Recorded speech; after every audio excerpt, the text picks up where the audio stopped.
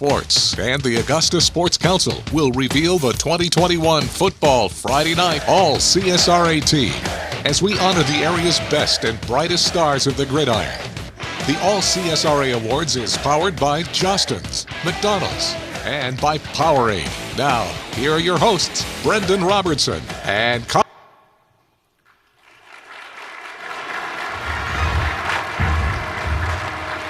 Welcome in to the 2021 WJBF Sports Augusta Sports Council All-CSRA Football Award Show. I'm Brendan Robertson alongside my man Colin Cody. Tonight we honor the best of the best in high school football in the CSRA. Only the best at their position have made this exclusive team, and you can look around the room tonight. The talent in here is unreal. Yes, Brendan, the players who have made the WJBF Sports Augusta Sports Council All-CSRA football team were nominated by their head coaches. Then we and the committee locked ourselves in a room and had a discussion about each nominee at every position to name the 26 players of the All-CSRA 2021 team. Yeah, a lot of debate went on in that room. We could have filled several teams considering this year's level of talent in the CSRA, but the players here tonight separated themselves from the others and have made the WJBF Sports Augusta Sports Council All-CSRA football team. It's going to be a great night. We're going to have a lot of fun, and stay tuned as we unveil the 2021 All-CSRA team next.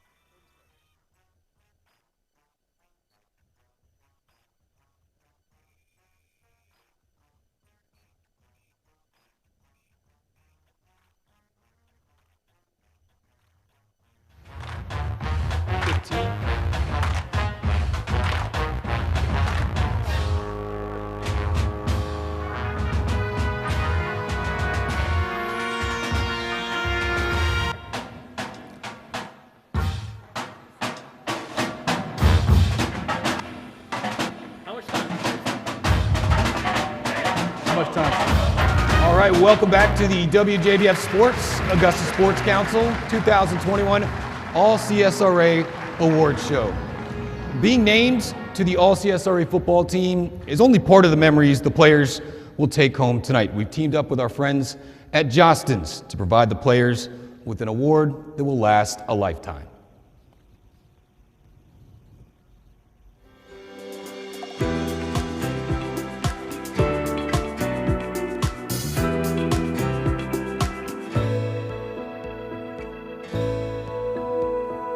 I think high school athletics is such a great mechanism, such a great tool for young men, young women to teach them about life. And so I personally love supporting high school athletics here in the CSRA. I mean, this is where I live. This is where my business is, and this is home. And so I always want to give back to my community in that way as well. Celebrating moments that matter, and Jostens has been doing that for 125 years. So, you know, my hope for these young men as they look at that ring in years to come, certainly that it will take them back in time to that achievement of accomplishing what they did that season. But I hope they look back and think about the journey and the experience along the way. This is a ring tree that's created. It's one of the steps in the process after the art is created, the elements that go into the ring. every ring that's a part of this particular tree here, you know, is all, say for instance, a 10-karat gold medal, okay? So, or if we happen to have done a ring in a silver medal, then all the rings would be the same. It's all one solid piece. And there's something about being able to, you know, proudly display that. But then, you know, as time goes on and they all go their separate ways, it is kind of a unique bond that will bond that group together, you know, for years and decades to come. And then it becomes, again, a story that they can tell and pass on from generation to generation. A big thank you to our friends at Jostens.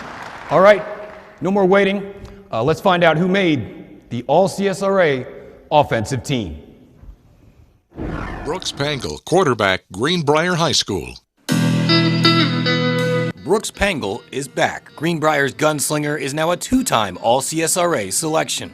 It's nice. It's definitely something I get to, like, I mean, not brag about, but I know Bo did it before me, so it's kind of cool to, like, keep building that legacy. As a senior, he threw for 2,834 yards, 21 touchdowns, just one interception, and ran for 3 more scores. You know, he's just got all the intangibles. You know, he's great on the football field. He's instinctive.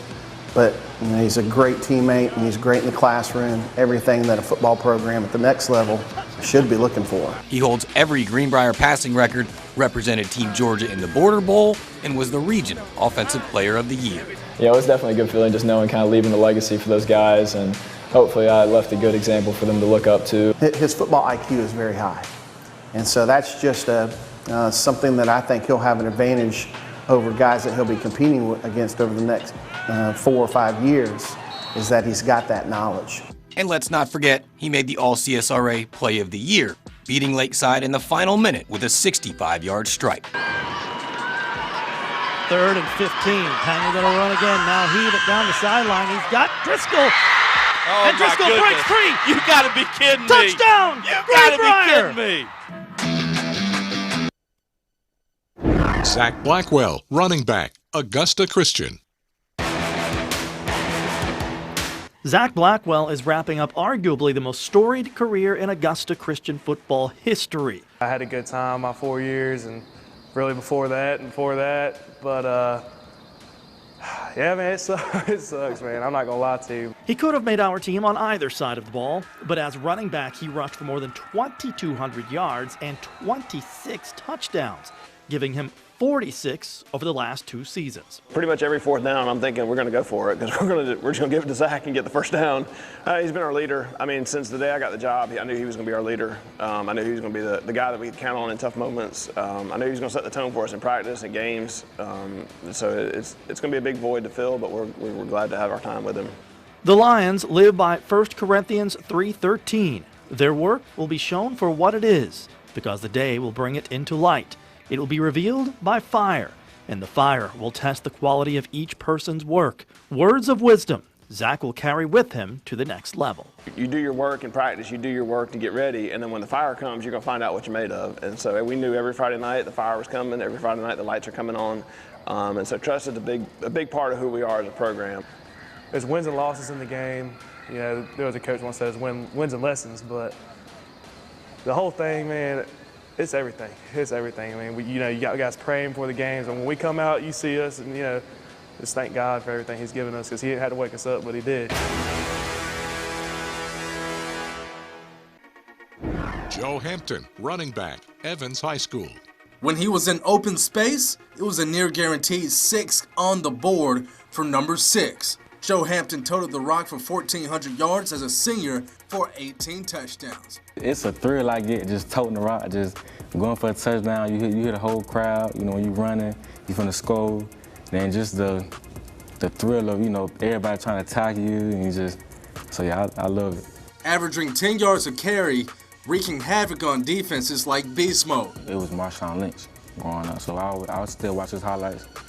Even though he's a little bit more aggressive than me, but the way he moves, shifty, shake guys off. He does all the little things in practice and pushes himself to that level to make it easier in the game on Fridays. Not only does he love the game, but it was a dream come true for him to wear Evans across his chest. Since middle school, I always wanted to come to Evans and play running back. So, dreaming about, playing running back for the E, just doing the action that it takes to be a leader. So you can't just talk about it, you gotta do it. So.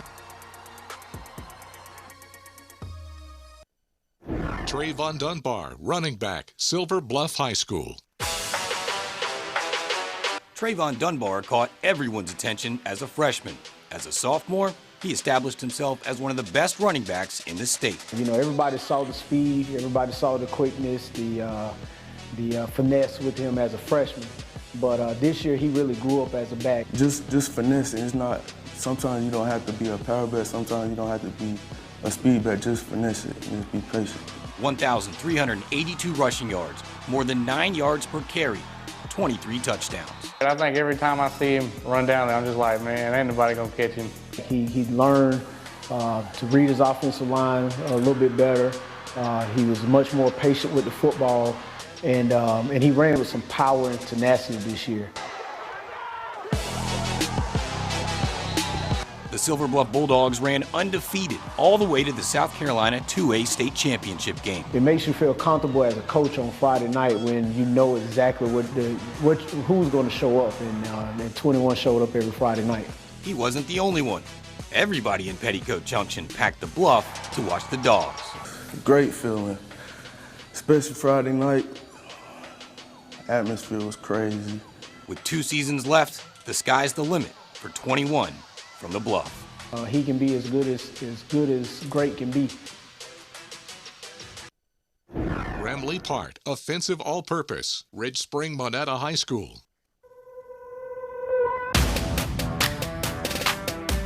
They played high school football here in Ridge Spring for 100 years. But this year, Rem Leapart led the Trojans to a season unlike any other. I can play multiple positions. I'm a team player and I'm a leader. Rem's a dynamic player. He runs around, makes plays with his feet, with his arm, whatever he's got to do. That's the big thing. A true dual-threat quarterback, Rem ran for 715 yards and 10 touchdowns, averaging almost a first down per carry. He threw for 2,200 yards and 26 touchdowns. The Trojans averaged 40 points a game, the most in school history. He's able to do whatever he's got to do to keep the play going and to make big plays, and we've been very fortunate to have him for the last 3 years. He leaves Ridge Spring Monetta having done what no QB in school history has done. It's been a lot. It's been like ups and downs, but it all came through a lot. I really liked it here. I loved the environment and stuff like that. And 3 years, 4 years I got to play. I like it a lot. Malik Levitt, wide receiver, Greenbrier High School. Just a junior, Malik Levitt is a rising star. His 1,326 receiving yards, 4th best in the entire state of Georgia. He's got so much upside, and we saw that this past season. He scored just about any way. He caught 8 touchdowns, ran for 6 more, threw for 2, and ran a kickoff to the house as well. I mean, it's an honor. It's an honor. You got to keep working and grinding to build up that reputation. It's easy to see why he already has a laundry list of Division I offers, including Wake Forest, Minnesota, Maryland, and Kansas State. He's just going to be a guy that we expect to dominate the field no matter where he's playing. But before he makes his college choice, he's ready for one more year of hunting the end zone with the Wolfpack. I mean, I know I have to have a lot of responsibility for the underclassmen and leave an example for them. Omarion Jackson, offensive line, Warren County High School. One of the best compliments you can give an offensive lineman is calling them nasty. And Omarion Jackson might be the nastiest O-lineman in the CSRA. When you get on the field, you got to destroy your opponent, So when I'm on the field, it's a whole different angle. I mean, O's a guy, if he gets his hands on you, he's going to pound you in the dirt. He's going to finish the blocks, If he ever gets his hands on you, you're done. And he lived up to his nickname, Big O, with 33 pancake blocks, and on defense, 33 tackles, 24 loss, and 3 sacks. Well, as an O-lineman, I want to protect my running back and my quarterback. And D-line, my object is to keep O-line from my linebackers. If that means making the tackle, then, so be it. But I'm on the main objective always.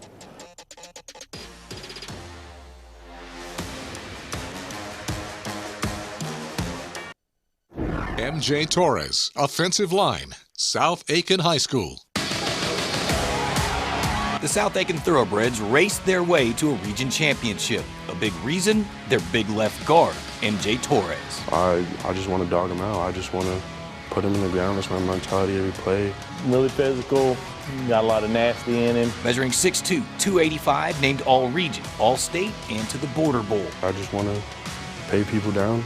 Whoever's in my path, make way for my running back so that way he can do his thing. 42 knockdowns, 17 pancakes, only allowed 1 sack all year. We need somebody who's going to, pay the way, be a road grader.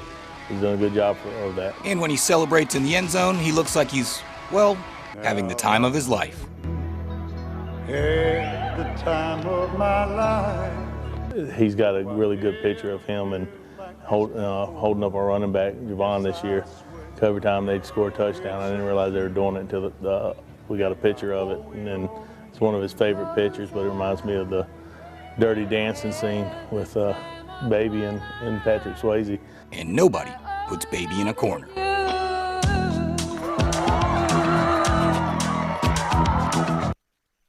Nick Williams, offensive line, Fox Creek High School.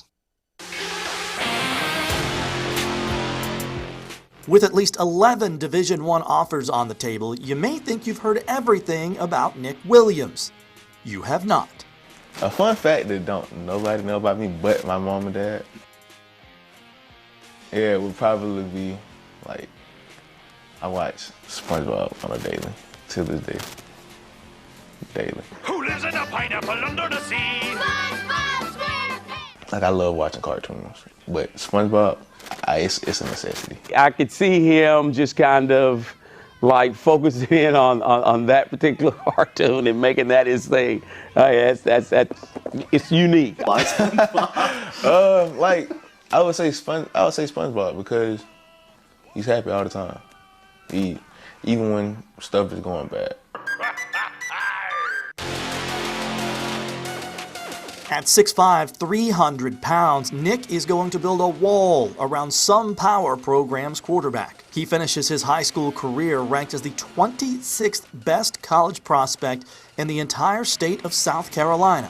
I got these coaches looking at me. I like that because they might not be looking at any other people. So I just take that as a humbling moment. So, like, don't take it for granted. He's the total package.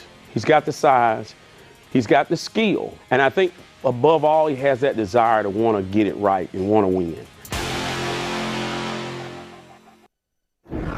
Juan Kendrick, offensive line, Thompson High School. Juan Kendrick, remember him? Well, he's back as an All-CSRA lineman for the 2nd year in a row, and he's added to his game from a year ago. The most growth I've seen for me to my senior year was me being more physical on the field and my footwork getting better. Definitely his footwork has gotten a lot better, and he definitely has gotten a lot meaner with his physicality. And you know, we'll have board drills at practice, and nobody wants to go against him because they already kind of knew what was going to happen. He was named to the Class 3A Region 4 first team, graded out at 93% and averaged 8 knockdowns per game. His main objective every Friday night was to get as many pancakes as I could. Because when we got in tight situations, we wanted to run behind him. And he kind of demanded us run behind him a couple of times. He learned a lot on the field, but being a Thompson Bulldog means more. I learned how to not give up and keep going when things get hard, and just being a better person. Corey Heath, offensive line, Silver Bluff High School. Meet Corey Heath, a nice guy, but he's here to push you out of the way. I want to beat the guy in front of me every snap, and I want them to know whose game it is every play. It begins and ends with the offensive line, and especially when you have guys up front that are leaders, and not only that are leaders, but they play the style that you need them to play. Playing center, he earned 2A Region 5 Offensive Lineman of the Year, graded out at 93%, and paved the way for 2,232 rushing yards. Guide the guards and the tackles where they need to block, and we just get it done. Selected to the Border Bowl, Heath didn't have a single bad snap the entire season. Little things like that, you go back and that's one of those things that don't show up in the stat column, so we were just very fortunate to have a center over the last 2 years that have just been, you know, accurate and just simply amazing at the position. Heath on Washington, kick returner, Denmark Olar High School. With a population of less than 8,000, you might have a tough time finding Denmark, South Carolina on a map. Keith in Washington is working to change that. First goal I had on my list, like, to be known to other people that Denmark got a player or got players. Keithan is on our team as a kick returner, but does a little bit of everything for the Vikings. 1,800 yards rushing with 34 touchdowns, nearly 1,700 passing with 16 more scores, and averaged more than 40 yards a kickoff return, taking 2 back for 6. How you gonna stop me? Because I'm a scorer regardless. I think he's a generational player. He does everything really, really well. He's my best player on my team. He led Denmark Olar to its most wins in 17 years and still has 1 year left. That what kind of player I'm a team player, but the main focus, like, how you gonna stop me, basically. Just a tremendous player, and I knew week in and week out we had a chance to win with Keith in Washington with the ball in his hand. Drew Stevens, kicker, North Augusta High School. We can't have an all-CSRA team without a kicker. None better than North Augusta's Drew Stevens. Obviously, it's a pretty big honor, mostly because there's only one person in my position group who gets that. He's really grown as a football player and gotten a lot better as a kicker through doing the things he's done. An automatic touchback machine, he holds nearly every kicking record at North Augusta, including 16 career field goals, 2 from beyond 50 yards this season. And knowing you can get points every time you get inside the 40, that is really big in high school to try to steal points throughout the game like that. Named All-Region, All-State to the North-South game and selected for Border Bowl. When the pressure's on, Stevens is all business. Well, I like to think of it as like a business, and whether it's a game winner or just a regular old kick in practice, I try to treat every kick the same, so I never have to overcompensate for a situation that I know I can do and I've done before. And now he's early enrolled at Iowa, where he hopes to compete for the starting job with the Hawkeyes.